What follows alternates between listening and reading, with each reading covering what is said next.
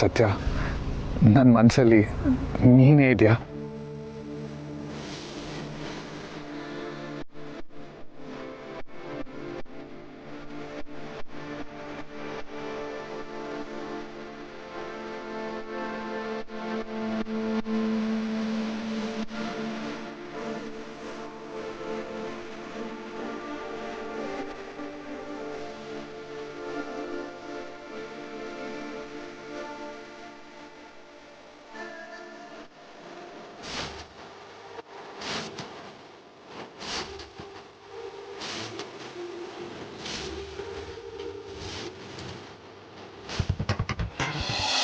ಸತ್ಯ, ಒಂದು ನಿಮಿಷ.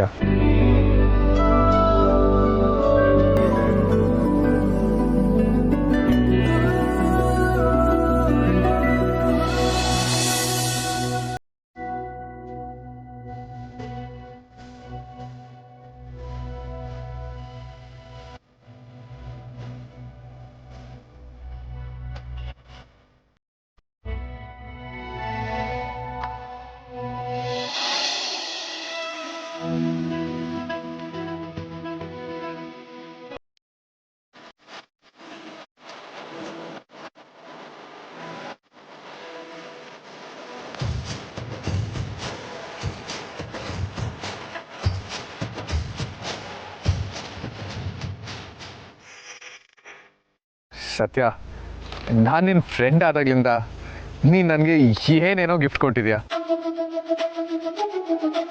ನಾನು ನಿನಗೆ ಏನೂ ಕೊಟ್ಟಿಲ್ಲ. ಇದು ಇದು ನನ್ನ ಮೊದಲನೇ ಗಿಫ್ಟ್, ನಿನ್ನ ಗಂಡನಾಗಿ. ಇದರಲ್ಲಿ ಒಬ್ಬ ಗಂಡ ಅವನ ಹೆಂಡತಿ ಏನೇನು ಕೊಡ್ಬೋದೋ ಅದೆಲ್ಲ ಇದೆ. ಅರಿಶಿನ, ಕುಂಕುಮ, ಬಳೆ, ಹೂವು, ಸೀರೆ ಎಲ್ಲ.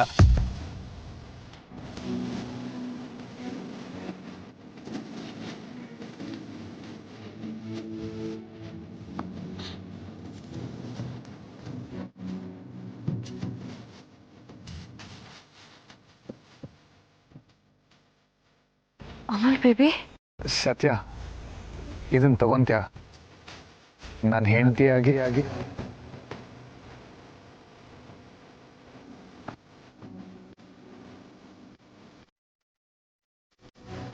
ಪ್ಲೀಸ್ ತಗೋ, ಪ್ಲೀಸ್.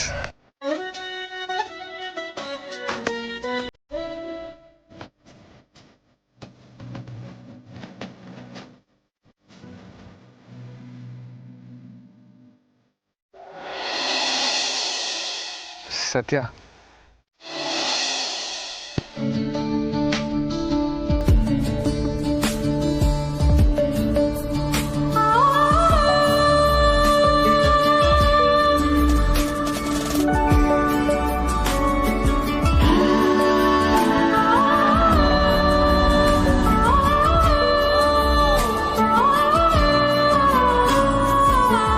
ಅಮಲ್ ಬೇಬಿ, ಈ ಇಡ್ಲಿ ಹನುಮಂತಣ್ಣನ ಹೋಟೆಲ್ದಾ?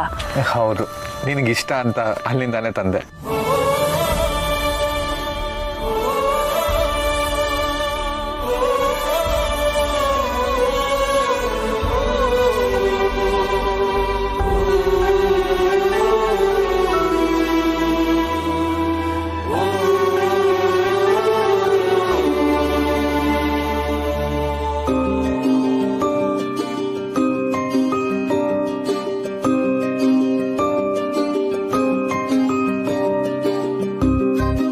ಸತ್ಯ, ನಿನ್ಗೆ ಇನ್ನೊಂದು ಸರ್ಪ್ರೈಸ್ ಇದೆ.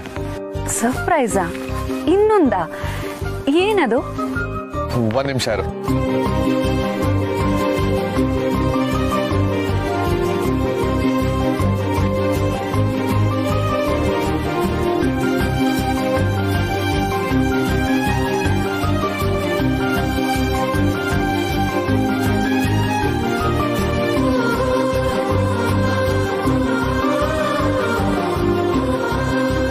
ಇದೆಲ್ಲ ನನಗಿಷ್ಟ ಅಂತ ನಿನಗೆ ಹೆಂಗ್ ಗೊತ್ತಾಯ್ತು?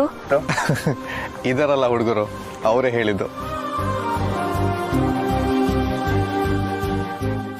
ಇದನ್ನ ತಿನ್ನು, ನಿನಗೂ ಇಷ್ಟ ಆಗತ್ತೆ.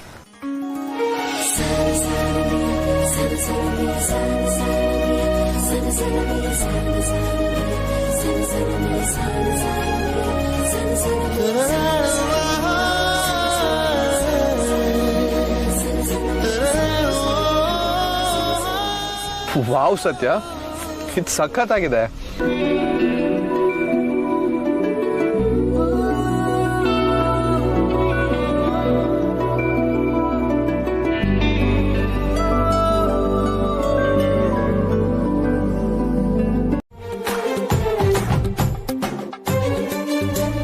ಮಂಜಣ್ಣ, ಅಲ್ಲೇನ್ ಕಿತಾಪತಿ ಮಾಡ್ತಾ ಇದೆಯಾ? ಕನೆಕ್ಟ್ ಆಗಿದೆ ತಾನೆ? ಇಲ್ಬಾ.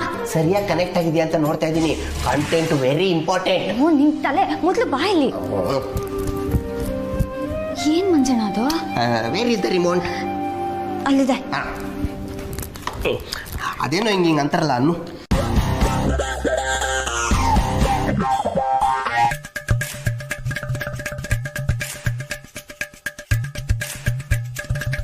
ನನ್ನ ಮುಖ ಏನು ನೋಡ್ತೀಯ? ಅಲ್ಲಿ ನೋಡು. ನಡಿ ಸುಹಾಸ್, ಸರ್ಪ್ರೈಸ್ ಅಂತೆ, ಸರ್ಪ್ರೈಸ್. ನಮಗೆ ಯಾಕೆ ಬೇಕಿದೆಲ್ಲ?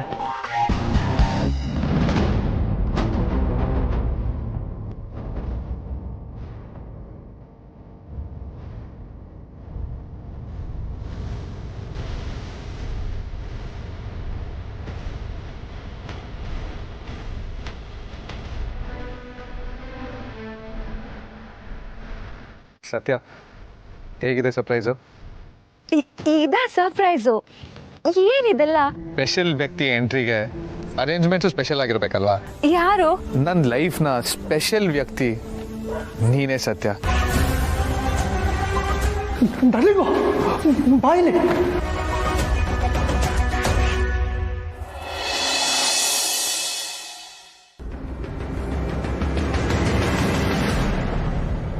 ಏನಿದು? ಸತ್ಯ, ನಿನಗೆ ಸಪ್ತಪದಿ ಅರ್ಥ ಗೊತ್ತಾ? ಒಂದು ಗಂಡು ಹೆಣ್ಣು ಮದುವೆ ಆದಾಗ ಪರಸ್ಪರವಾಗಿ ಮಾಡ್ಕೊಳ್ಳೋ ಪ್ರಾಮಿಸ್ಗಳಿವು.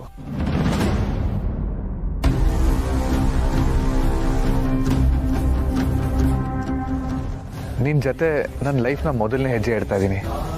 ಅದಕ್ಕೆ ಆ ದೇವರೇ ಸಾಕ್ಷಿ. ಇನ್ನು 4ನೇ ಹೆಜ್ಜೆಯಲ್ಲಿ ನಾವಿಬ್ಬರೂ ಗಂಡ ಹೆಂಡತಿ ಏನೇ ಕಷ್ಟ ಬರಲಿ ಸುಖ ಬರಲಿ ಯಾವಾಗಲೂ ಜೊತೆಯಾಗಿರ್ತೀವಿ ಅಂತ ಒಬ್ರಿಗೊಬ್ರು ಮಾತು ಕೊಟ್ಕೊಳ್ಳೋದು. ಇವೆಲ್ಲ ಗಂಡ ಹೆಂಡತಿ ಪಾಲಿಸಬೇಕಾಗಿರೋ ನಿಯಮ ಕಣೋ ಕಾರ್ತಿಕ್.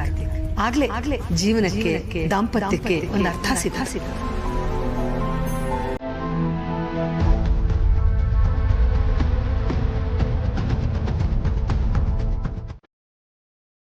ಅಣ್ಣ, ಸಿಗರೇಟು ಟೀ.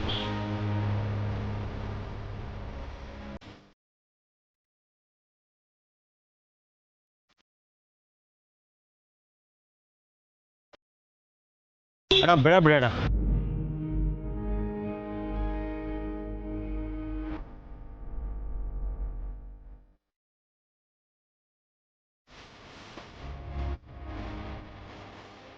ಪರವಾಗಿಲ್ಲ, ಬಾರ ಬಲ್ಲಿ ಪಾಟಿ ಬಿಡು. ಬೇಡ ಪರವಾಗಿಲ್ಲ ಬಿಡಿ ಅಣ್ಣ, ಪರವಾಗಿಲ್ಲ ಬೇಡ. ಬಿಡಿ ಬಿಡಿ, ಪರವಾಗಿಲ್ಲ. Thank you.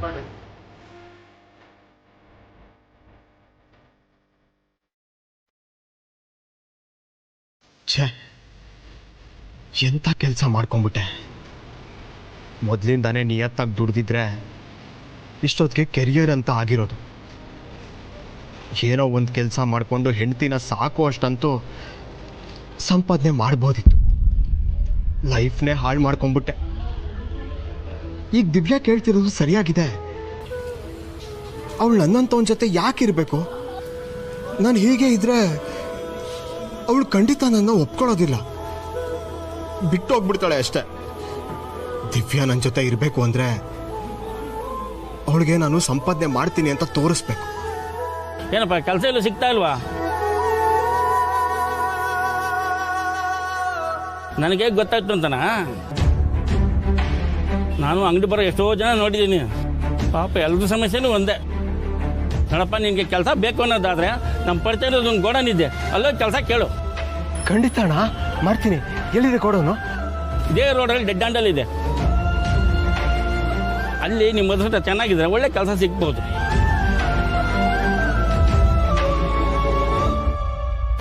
ಥ್ಯಾಂಕ್ಸ್ ಅಣ್ಣ,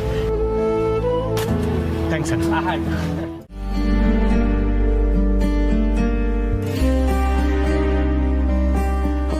ಎಷ್ಟು ಸಂತೋಷವಾಗಿದೆ ಅಂತ ಹೇಳ್ಕೊಳ್ಳೋಕ್ಕೆ ಆಗ್ತಾ ಇಲ್ಲ. ನೀವು ಯಾವಾಗಲೂ ಹೀಗೇ ಇರಬೇಕು.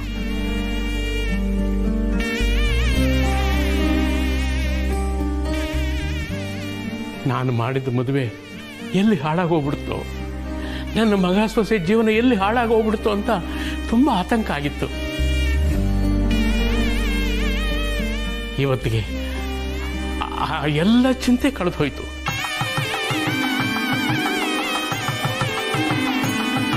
ಸತ್ಯ, ಏನು ಈ ಜೀವ ಸಾಯೋದ್ರೊಳಗಡೆ ಒಂದು ಪುಟ್ಟ ಮೊಮ್ಮಗನ ಕೊಟ್ಬಿಡಮ್ಮ, ಅಷ್ಟು ಸಾಕು, ಅಷ್ಟು ಸಾಕಮ್ಮ, ಅಷ್ಟು ಸಾಕು.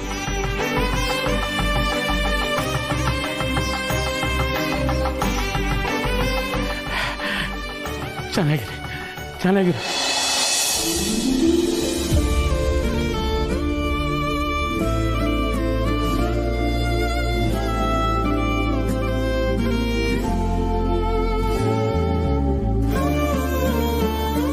ಇವತ್ತು ನಮ್ಮಣ್ಣ ಇಷ್ಟು ಖುಷಿಯಾಗಿರೋದಕ್ಕೆ ಕಾರಣ ಇಬ್ರು.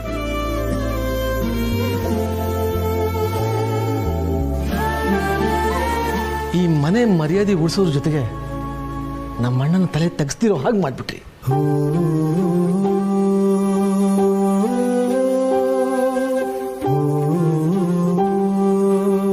ಇವತ್ತು ನೀವಿಬ್ರು ಇಷ್ಟು ಖುಷಿಯಾಗಿರೋದನ್ನ ನೋಡ್ತಾ ಇದ್ರೆ ನನಗೂ ಅಷ್ಟೇ ಖುಷಿ ಆಗ್ತಾ ಇದೆಯಮ್ಮ. 100 ವರ್ಷ ಸುಖವಾಗಿ ಬಾಳ್ರಿ. God bless you.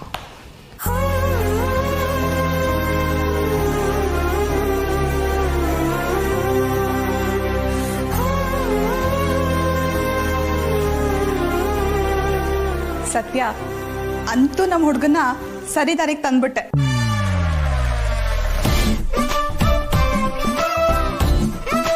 ಮದ್ವೆ ಆದ ಹೊಸ್ತ್ರಲ್ಲಿ ಹೇಗೆ ಸಿಡಿಮಿಡಿ ಅಂತಿದ್ದ, ಈಗ ನೋಡು ಜೊತೆಲಿ ಹೇಗೆ ನಿಂತಿದ್ದಾನೆ.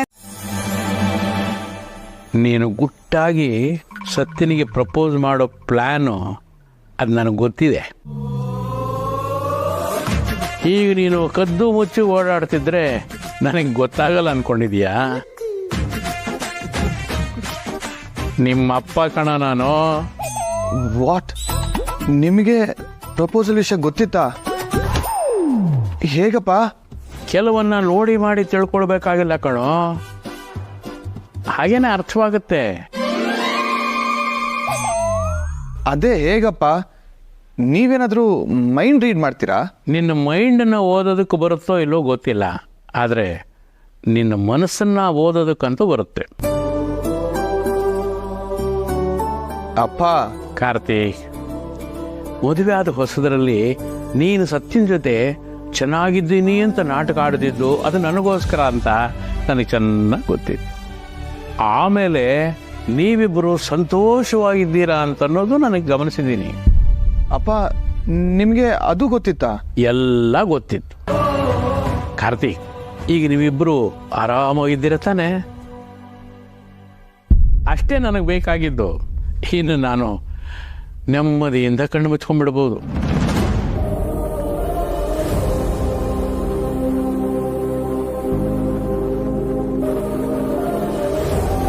ಅಪ್ಪ ಬಿಡ್ತು ಅನ್ನಿಪ್ಪ, ಯಾಕೆ ಈ ಥರ ಎಲ್ಲ ಮಾತಾಡ್ತಾ ಇದ್ದೀರಾ? ತಮಾಷೆಗಂದೆ ಕಣ. ಸತ್ಯನ ಚೆನ್ನಾಗಿ ನೋಡ್ಕೊಳ್ಳೋ. ಪಾಪದ ಹುಡುಗಿ. ಎಲ್ಲರೂ ಅವಳನ್ನ ಗಟ್ಟಿಗಿತ್ತಿ ಅಂತಾರೆ, ಆದರೆ ಆ ಗಟ್ಟಿಗಿತ್ತಿ ಹೃದಯದೊಳಗೂ ಒಂದು ಮೃದುವಾದ ಮನಸ್ಸಿದೆ ಅಂತ ಯಾರಿಗೂ ಗೊತ್ತಾಗಲ್ಲ. ಅದಕ್ಕೆ ಅವಳನ್ನು ನೀನು ಚೆನ್ನಾಗಿ ನೋಡ್ಕೋಬೇಕು. ಆ ಜವಾಬ್ದಾರಿ ನಿಂದೆ ಕಣೋ. ಅದ್ರ ಬಗ್ಗೆ ನೀವು ಚಿಂತೆ ಮಾಡಬೇಡಿಯಪ್ಪ. ಇನ್ಮೇಲಿಂದ ಸತ್ಯ ನನ್ನವಳು. ಇನ್ಮೇಲಿಂದ ಅವಳನ್ನ ನಾನು ಹೇಗೆ ನೋಡ್ಕೋತೀನಿ ಅಂತ ನೀವು ನೋಡ್ತಾ ಇರಿ. ಸತ್ಯ ನನ್ನ ಜವಾಬ್ದಾರಿ. ಅಪ್ಪ, ನೀವು ಅಮ್ಮನೇ ನನ್ನ ರೋಲ್ ಮಾಡೆಲ್ಲು. ನೀವು ಅಚೀವ್ ಮಾಡಿರೋದ್ರಲ್ಲಿ 50% ನಾನು ಅಚೀವ್ ಮಾಡಿದ್ರೆ ನನಗೆ ಅದೇ ಸಾಕು. ಗುಡ್. ಮಗ ಅಂದರೆ ಇದು.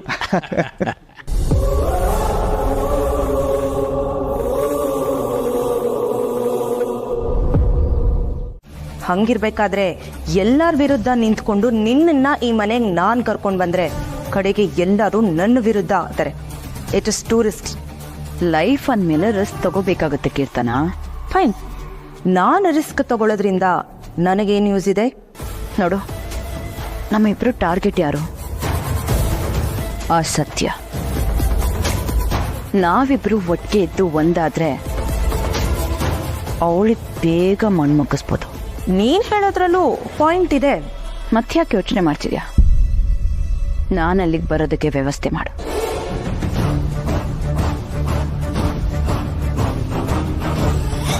ಸರಿ, I will think about it.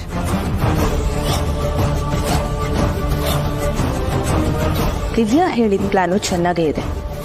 ಅವಳು ಇಲ್ಲಿದ್ರೆ ನನಗೆ ಲಾಭ. ಆಲ್ಸೋ ಒಂದೇ ಕಲ್ಲಲ್ಲಿ 2 ಹಕ್ಕಿನ ಹೊಡಿಬೋದು. ಆಮೇಲಾಗೋ ಎಲ್ಲ ಅನಾಹುತನೂ ದಿವ್ಯನ್ ತಲೆ ಕಟ್ಟಿ ನಾನು ಕ್ಲೀನ್ ಹ್ಯಾಂಡ್ ಆಗಿರ್ಬೋದು. ಸತ್ಯ, ನಾವಿಬ್ರು ಒಂದಾಗಾಯ್ತು. ಇನ್ನು ನಿನ್ನ ಕತೆ ಮುಗೀತು.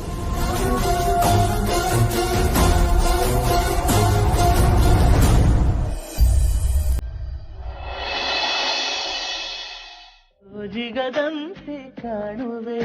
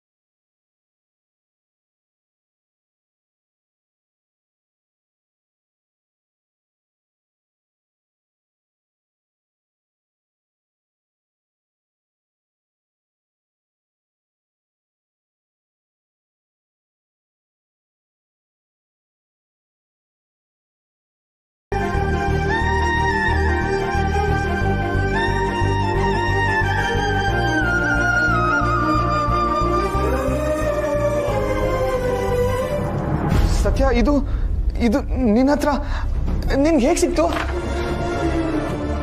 ಎಲ್ಲೋ ಸಿಕ್ತು. ಯಾಕೆ? ಕರೆಕ್ಟಾಗಿ ಹೇಳು ಸತ್ಯ. ಇದು ನಾನು ದಿವ್ಯನ್ಗೆ ಅಂತ ಬರ್ದಿದ್ದ ಕವಿತೆ.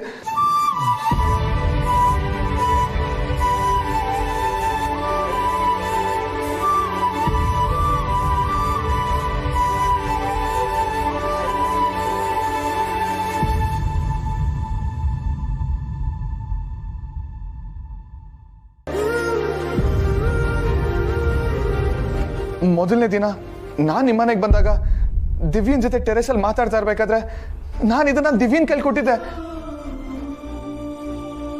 ಹಾರೋಗಿದ ಹಾಳೆ ನನಗೆ ಸಿಕ್ತು ಅಮೂಲ್ ಬೇಬಿ. ಆದ್ರೆ ಅದು ಅವಿತು ಕುಳಿತಿರುವ ಹುಣ್ಣಿಮೆ ಚಂದಿರ ಅವನಿಗೂ ನನ್ನವಳಂದವ ನೋಡಿ ಮತ್ಸರ. ಆದರೂ ಅವಳು ಹೇಗಿರಬಹುದೆಂದು ನೋಡುವ ಕಾತುರ. ಇಣುಕಿ ನೋಡಿದರೆ ಅವಳ ನಗೆ ಬೆಳದಿಂಗಳಿಗಿಂತಲೂ ಸುಂದರ. ಚಂದ್ರಮನನ್ನು ನಾಚಿಸುವ ಚೆಲುವು ಅವಳದು. ಅದಕ್ಕೂ ಮೀರಿಸಿದ ಒಲವು ನನ್ನದನ್ನದು.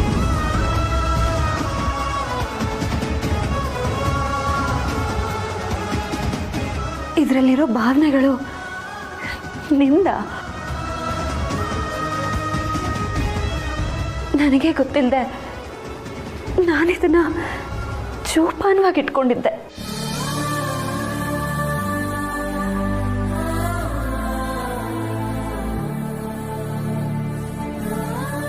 ವಾವ್ ಸತ್ಯ, ದಿಸ್ ಇಸ್ ರಿಯಲಿ ಅನ್ಬಿಲೀವಬಲ್.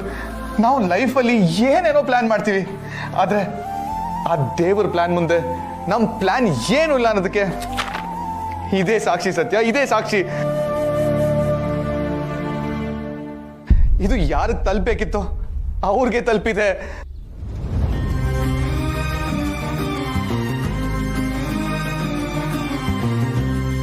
ಆದ್ರೆ ನೀನಿದನ್ ಬರ್ದಿದ್ದು ದಿವ್ಯಕ್ಕಂಗೆ ಅಂತ ಅಲ್ವಾ? ಬರ್ದಿದ್ದು ಅವಳಿಗೆ, ಆದ್ರೆ ಇದ್ರಲ್ಲಿದ್ದ ಭಾವನೆ ಅರ್ಥ ಆಗಿದ್ ನಿನಗೆ. ಆ ದೇವ್ರೆ ಇದು ನಿನಗೆ ತಲುಪಬೇಕು ಅಂತ ಡಿಸೈಡ್ ಮಾಡಿದ್ದ ಅನ್ಸುತ್ತೆ. ಅದಕ್ಕೆ ಇದು ನಿನಗೆ ತಲುಪಿದೆ.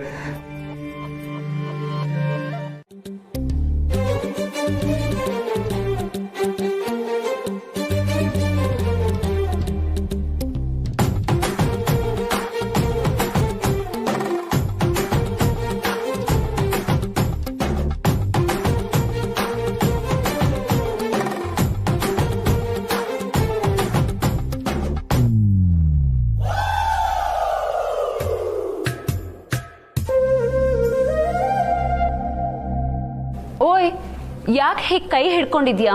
ಬಿಡು. ಕೈ ಹಿಡ್ಕೊಂಡಿರೋದು ಬಿಡಕ್ಕಲ್ಲ. ಬೆಳಿಗ್ಗೆ ಹೆಂಡತಿ ಜೊತೆ ಸ್ವಲ್ಪ ರೊಮ್ಯಾಂಟಿಕ್ ಆಗಿರೋಣ ಅಂದ್ರೆ ಹೆಂಗ ಆಡ್ತಾ ಇದೆಯಾ ನೋಡು. ಕೈ ಯಾಕೆ ಹಿಡ್ಕೊಂಡಿದ್ಯಾ ಅಂತ ಸ್ವಲ್ಪನೂ ರಸಿಕತೆನೇ ಇಲ್ಲ ಸತ್ಯ ನಿನ್ಗೆ. ಓಹೋ, ಮುಂಚೆ ನಾನು ಆಡ್ತಾ ಇದ್ದಿದ್ದ ಡೈಲಾಗ್ನ ನನಗೆ ಹೊಡಿತಿದ್ಯಾ? ಈಗೇನು ಬಿಡ್ತೀಯೋ ಇಲ್ವೋ? ಬಿಡಲ್ಲ. ಬಿಡು ಅಮಲ್ ಬೇಬಿ. ಕೇಳದನ್ನೇ ಸ್ವಲ್ಪ ಫೀಲಿಂಗ್ ಅಲ್ಲಿ ಕೇಳು, ಬಿಡ್ತೀನಿ. ಬಿಡು ಅಮಲ್ ಬೇಬಿ. ಇನ್ನೂ ಫೀಲಿಂಗ್. ಬಿಡು ಅಮಲ್ ಬೇಬಿ, ಪ್ಲೀಸ್. ನೀನ್ ನನ್ ಚಿನ್ನ ಅಲ್ವಾ, ನನ್ ಮುದ್ದು ಅಲ್ವಾ? ಹಿಡ್ದಿರೋ ಕೈನ ದಯವಿಟ್ಟು ಬಿಟ್ಬಿಡಪ್ಪ, ನನಗೆ ನೋವು ಆಗ್ತಿದೆ. ಇದಕ್ಕೆಲ್ಲ ಬಗ್ಗಲ್ಲ ನಾವು. ಮುತ್ಕೊಡು, ಬಿಟ್ಬಿಡ್ತೀನಿ. ಏ ಲೂಸು, ಏನೇ ನಿನ್ ಗೋಳು ಬೆಳಗ್ಗೆ? ನನಗೆ ರಾಶಿ ಕೆಲಸ ಇದೆ. ತಿಂಡಿ ಮಾಡ್ಬೇಕು, ಪೂಜೆ ಮಾಡ್ಬೇಕು, ಚಿಕ್ಕತ್ತೆ ಒಬ್ರೇ ಮಾಡ್ತಿರ್ತಾರೆ. ನಾನಿನ್ನು ಸ್ನಾನ ಮಾಡಿ ಆಮೇಲೆ ಕೆಳಗೆ ಹೋಗ್ಬೇಕು. ಬಿಡು ಅಮಲ್ ಬೇಬಿ. ಏನ್ ಸತ್ಯ ನೀನು ಒಳ್ಳೆ ಟಿಪಿಕಲ್ ಹೌಸ್ ವೈಫ್ ತರ ಆಡ್ತಾ ಇದೆಯಲ್ಲ. ಹೇಯ್ ಕೇಳಿ ಬೇಬಿ, ಈ ತರ ನಿನ್ನ ನನ್ನ ಕೈಲಿ ನೋಡಕ್ ಆಗಲ್ಲ. ಬೇಡ ಅಮುಲ್ ಬೇಬಿ, ರೇಗಿಸ್ಬಿಡ. ಮರ್ಯಾದೆಯಿಂದ ಹೇಳ್ತಾ ಇದ್ದೀನಿ, ಬಿಡು ನನ್ನ. ಬಿಡ್ತೀನಿ ಅಂತ ಹೇಳಿದ್ನಲ್ಲ, ಆದ್ರೆ ಮುತ್ಕೊಡು. ಸರಿ, ಕೊಡ್ತೀನಿ. ಕಣ್ಮುಚ್ಕೋ. ಹಿಡ್ದಿರೋ ಕೈನ ಬಿಡು. ಮುತ್ ಕೊಡೋದಕ್ಕೆ ಫ್ರೀ ಇರ್ಬೇಕಲ್ವಾ?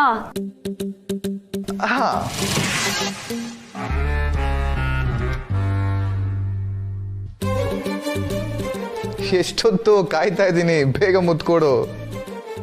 ಕಣ್ ಮುಚ್ಕೊಂಡಿದ್ಯಾ? ಸರಿಯಾಗಿ ಕಣ್ ಮುಚ್ಕೋ.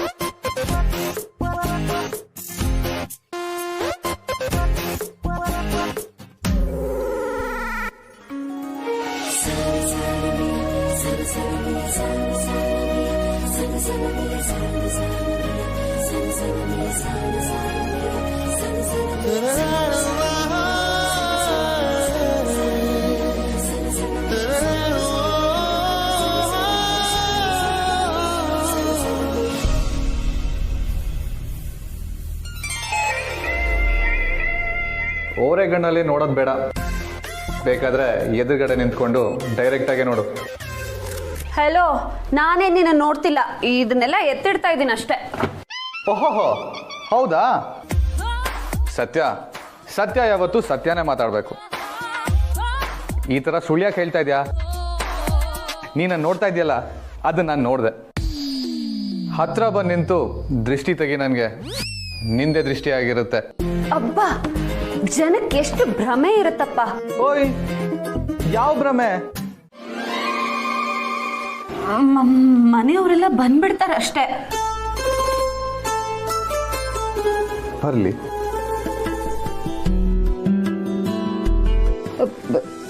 ಬೇಡ ನೋಡು. ಬೇಕು ರೌಡಿ ಬೇಬಿ, ಆಗಿದ್ದಾಗೋಗ್ಲಿ. ಇವತ್ತು ನೀನು ನನಗೆ ಮುತ್ತು ಕೊಡದೆ ನಾನು ಬಿಡಲ್ಲ. ಬೇಕಿದ್ರೆ ಉಪವಾಸ ಸತ್ಯಾಗ್ರಹ ಮಾಡ್ತೀನಿ. ಇಷ್ಟೊಂದೆಲ್ಲ ಗೋಳು ಇಟ್ಕೊಂಡ್ಮೇಲೆ ಮುತ್ತು ಕೊಡೋದ ಚಾನ್ಸೇ ಇಲ್ಲ. ಬೇಡ ಬಿಡು, ಅದು ಎಷ್ಟೊತ್ತು ಹೀಗೆ ನಿಂತ್ಕೋತೀಯೋ ನಿಂತ್ಕೋ, ಹೀಗೆ ಇರೋಣ.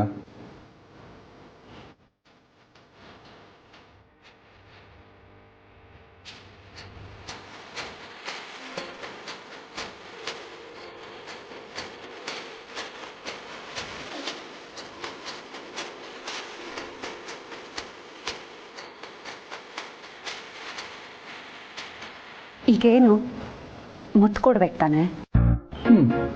ಆಯ್ತು, ಕೊಡ್ತೀನಿ. ನೋಡು, ಇನ್ಮೇಲೆ ರೂಮಿಂದ ಹೊರಗಡೆ ಬರಬೇಕಾದ್ರೆ ಒಂದ್ಸರಿ ಕನ್ನಡಿನ ನೋಡಿಕೊಂಡು ಬಾ.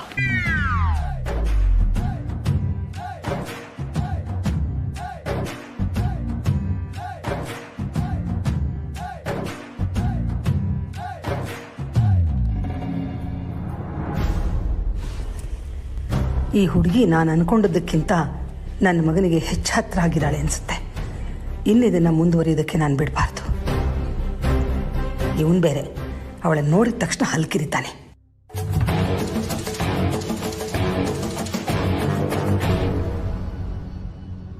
ಅಣ್ಣ, ಇವನೇನೋ ಈ ಅವತಾರದಲ್ಲಿ ಇಲ್ಲಿಗೆ ಬಂದ, ಓಕೆ. ಅದೇ ಆಫೀಸ್ಗೆ ಹೋಗಿದ್ದೀರೆ ದೇವರೇ ಗತಿ.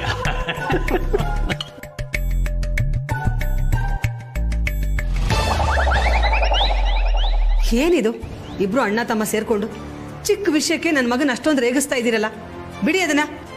ಅದು ಹೇಗೆ ಬಿಡೋಕ್ಕಾಗುತ್ತೆ? ಇಷ್ಟು ದಿವಸ ಹಾವು ಮುಂಗ್ಸಿ ಥರ ಆಡ್ತಿದ್ರು, ಈಗ ಜೋಡಿ ಹಕ್ಕಿಗಳಾಗಿದ್ದಾರೆ. ಅದು ನಾವು ಬೇಡ ಅನ್ನೋಕ್ಕಾಗುತ್ತೆ? ನಾವು ಇಷ್ಟಾದರೂ ಹೇಳೋದು ಬೇಡವಾ? ಏನೋ ಇಂಥ ವಿಷಯಗಳನ್ನ ಇಲ್ಲಿಗೆ ತರೋದೇ ತಪ್ಪು. ನನಗಂತೂ ಇದೊಂದು ಸ್ವಲ್ಪನೂ ಹಿಡಿಸಲ್ಲ. ಕೇಳಿದೇನಪ್ಪ ನಿಮ್ಮಮ್ಮ ಹೇಳಿದ ಮಾತನ್ನ? ಇನ್ನೇನೇ ಇದ್ರು ನೀನು ರೂಮಿಂದ ಹೊರಗಡೆ ಬರಬೇಕಾದ್ರೆ ಎಲ್ಲನೂ ಅಲ್ಲೇ ಬಿಟ್ಟು ಬಾ.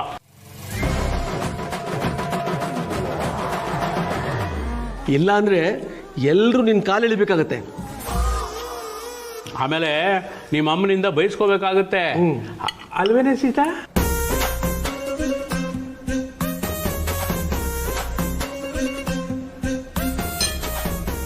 ಸರಿಪಾ, ನಾನು ಆಫೀಸ್ಗೆ ಹೊಡ್ತೀನಿ, ಲೇಟ್ ಆಗುತ್ತೆ. ಕಾರ್ತಿಕ್, ಸರಿಯಾಗಿ ತಿಂಡಿ ತಿಂದು ಹೋಗು. ಇಲ್ಲಮ್ಮ, ಸಾಕು, ನಾನಿನ್ ಬರ್ತೀನಿ, ಬಾಯ್. ಲೇ, ಮುಖ ತೊಳ್ಕೊಂಡು ಹೋಗು. ಅಪ್ಪ ನೀವು ಒಳ್ಳೆ. ಸರಿ, ಬಾಯ್. ಅಣ್ಣ, ನಾನು ಬರ್ತೀನಿ. ಆನ್ ದ ವೇ ನನ್ನೊಂದು ಕ್ಲೈಂಟ್ ಮೀಟಿಂಗ್ ಇದೆ, ಅದನ್ನ ಮುಗಿಸ್ಕೊಂಡು ಆಫೀಸ್ಗೆ ಹೋಗ್ತೀನಿ. ಸರಿ, ನೀನು ಮುಖ ತೊಳ್ಕೊಂಡು. ಯಾಕೆ, ನಂದೇನು ಮಾರ್ಕ್ ಆಗಿಲ್ಲ, ನೀನು ಒಳ್ಳೆ.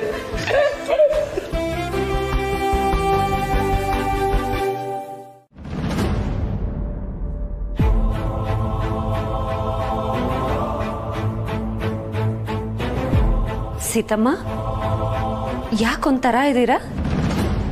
ನಿನಗ್ಯಾಕದೆಲ್ಲ? ತಲೆ ತಿನ್ಬೇಡ, ಹೋಗ್ತಾ ಇರೋ. ಸೀತಮ್ಮ, ನಾನು ನಿಮ್ಮ ಮಗ ಹತ್ರ ಆಗ್ತಾ ಇದ್ದೀವಿ ಅಂತ ಭಯನಾ ನಿಮ್ಗೆ? ನನಗ್ಯಾಕೆ ಭಯ? ಅದನ್ನ ನೀವೇ ಹೇಳ್ಬೇಕಪ್ಪ.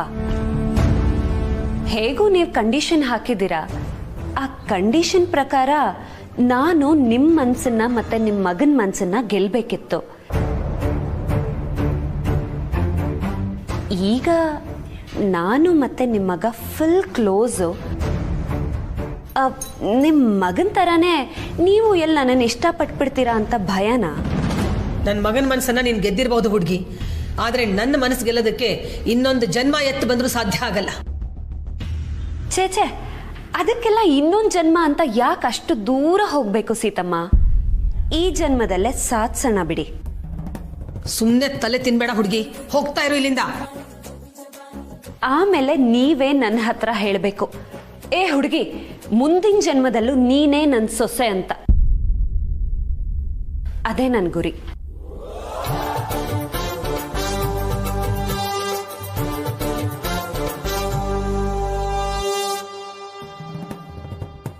ನೀನು ಹೀಗೆ ಹುಚ್ಚುಚ್ಚಾಗಿ ಮಾತಾಡಿದ ತಕ್ಷಣ ನಾನು ಕರಗೋದು ಇಲ್ಲ, ನೀನು ಅನ್ಕೊಂಡಿದ್ದಾಗೋದು ಇಲ್ಲ. ನಿಮ್ಮ ಆಶೀರ್ವಾದ ಒಂದಿದ್ರೆ ಎಲ್ಲ ಆಗುತ್ತೆ ಬಿಡಿ. ಅತ್ತೆ